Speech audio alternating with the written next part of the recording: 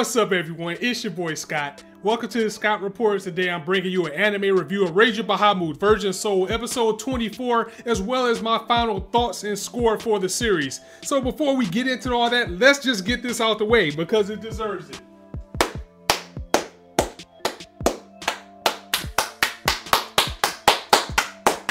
Woo!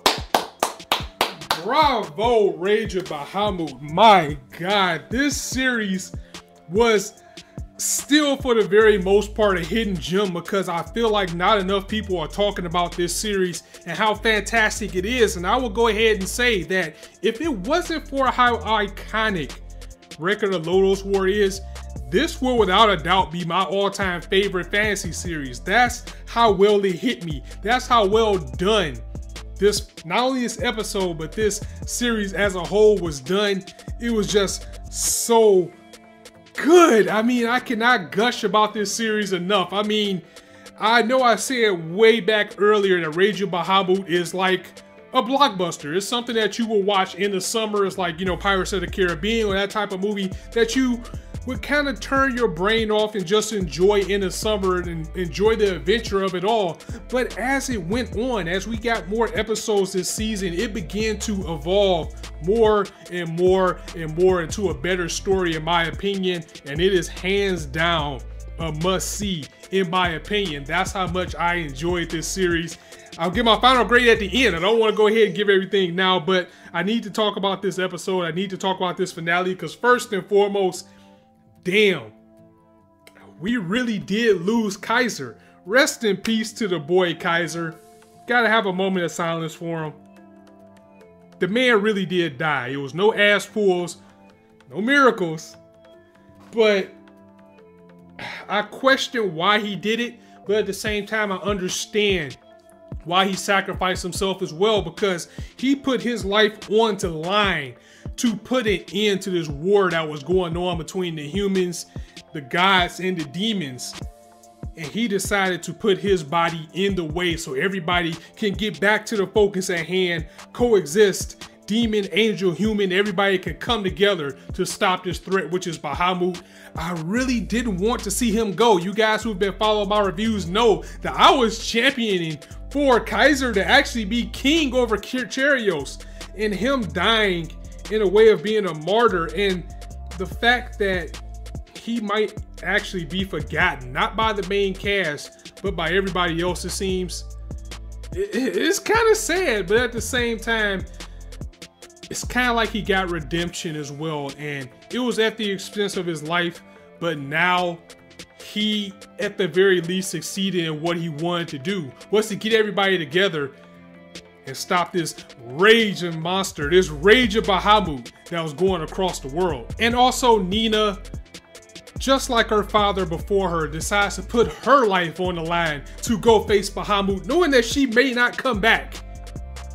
For the power of love for Cherios, which is my biggest gripe about the series, but I enjoyed this episode, this finale, so much that now I kind of feel like an ass. Now I feel like my hatred to see these two together is kind of a nitpick because it was so well done, but she decides to put her life on the line and rush to Cherios, who was using that weapon that he was creating to destroy Bahamut, and the power of love that they have together decided to form this big dragon to take out Bahamut. And that is my disappointment, because, you know, last episode when Bahamut was resurrected and we seen him come out at the end, it was like, oh shit, Bahamut's back. What the hell are we gonna do? And he shows up, and then we're hit with the Care Bear Stare Power of Love cannon by Nina and Cherios, and he's gone just like that. So shame on you, Bahamut, and shame on this series, because they could have did so much more with this. I mean, of course, granted that this big powerful dragon, no one probably was going to be able to do too much to it anyway, even with the combined might of the gods, the demons. And yeah, I mean, Nina fighting Bahamut, it probably would have been cool, but she probably wouldn't have lived through it. But for them to put so much emphasis on Bahamut being back at the last point of the episode before this, only for him to be gone just as quick as it appeared out of nowhere. That was honestly a disappointment for me. But I cannot lie, guys. When Nina did her thing and she went into this forest and saw Amira and they had that embrace, even though the scene was brief, and the message that she had for Favreau, I couldn't help but just smile. I mean, that is the whole point of this. I mean, I was just so thoroughly pleased with this episode, and to see my boy Favreau at ease, knowing that Amira is now at peace with Bahamut gone, and to know that she still loves him just as much, and that she just wants him to be okay and to be happy, and to see that smile that we know that Favreau has from ear to ear, knowing that everything's gonna be okay and he's just gonna keep on keeping on. I mean, it just warmed my heart. It was a very heartwarming scene, and it didn't come without its sadness, because after all of this and the power that is taken, Nina no longer has her voice. She is mute now, and Cheerios fuck him anyway, but Cheerios is blind, and the day was saved, and of course Cheerios takes all of the credit for it. It's like nobody's even mentioned. We got a guy in the middle of the town. He's painting this big old picture of Cheerios slaying Bahamut by himself. But come on now, we know who the real hero is. It was Nina and everybody else, and especially Favreau, who again, it was just so good to see him happy again, and just to see that Favreau that we were first introduced to. And the real person that got snubbed in this victory was Kaiser, because it was his sacrifice that made all of this possible, to get everybody to put their differences aside, to see the wrongs that they were doing. But it was just so well done, and I'm sorry if I'm fanboying a little bit. It's just how much I enjoyed this episode, because how I feel about the relationship between Nina and Cheerios aside, I cannot lie. I love seeing him blind, her who can't speak. But when they had that dance together at the end of the episode as the credits rolled, it was just absolutely beautiful. And the reason why I'm against the relationship that Cheerios and Nina had is because it was my own interpretation. Like, I didn't expect Virgin Soul to be a love story. I didn't expect it. I thought it was going to be more of an action adventure type of thing like Genesis was. And it didn't start that way as well, because, you know, the first few episodes were really like the first half, besides a little bits here and there, really was focused on the battle between humans, demons, and gods, and them basically trying to take each other out for supremacy.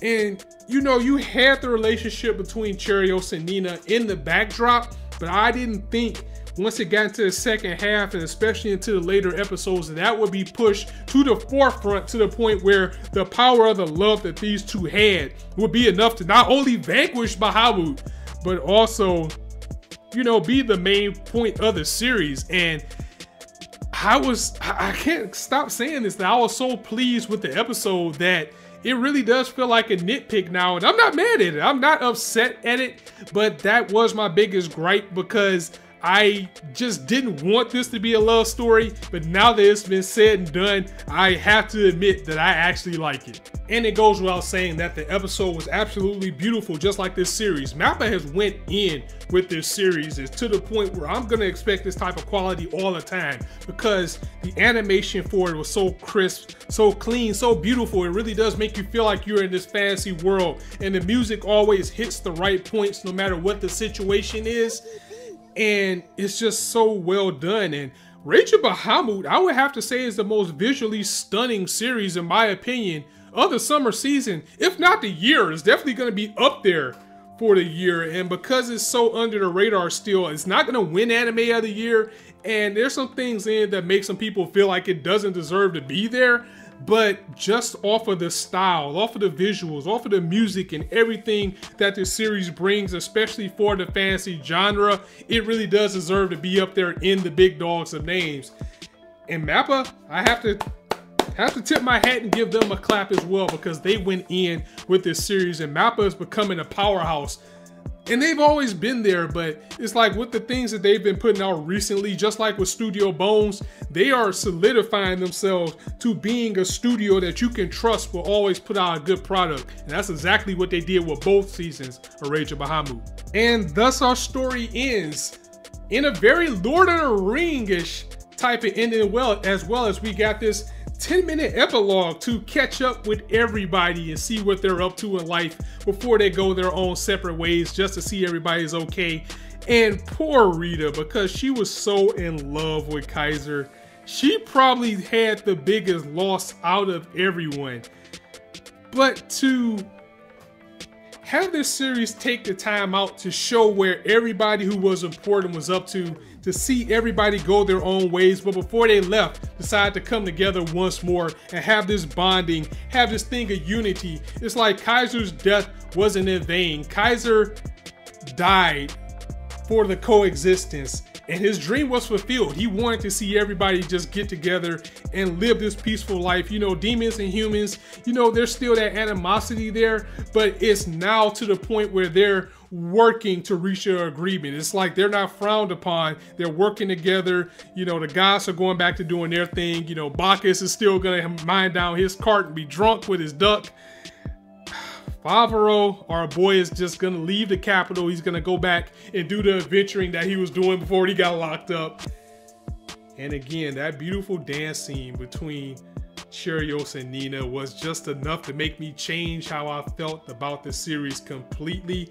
And I am thoroughly impressed with Rage of Bahamut Virgin Soul. And I'm very happy that it got 24 episodes because it definitely deserved it. And stay after the credits, because it's something there that's really big for you guys, depending on how you want to look at it.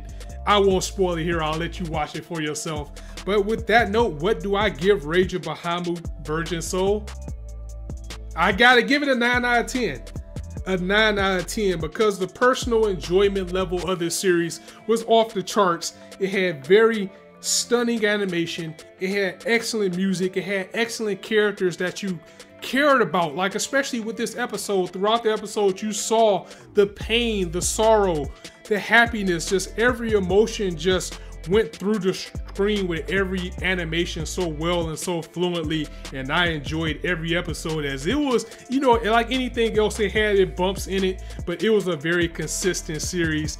And if we get a season 3, I will be very happy with that. But at the same time, I can be very pleased with where it is right now. So guys, thank you for joining me. And again, I am sorry I couldn't cover the entire series, but I wanted to at least take the time out to cover the series as a whole and give you my grade here. Thank you for joining me for Rage of Bahamut, whether it was the first season or just a few videos that I've done on this core for it.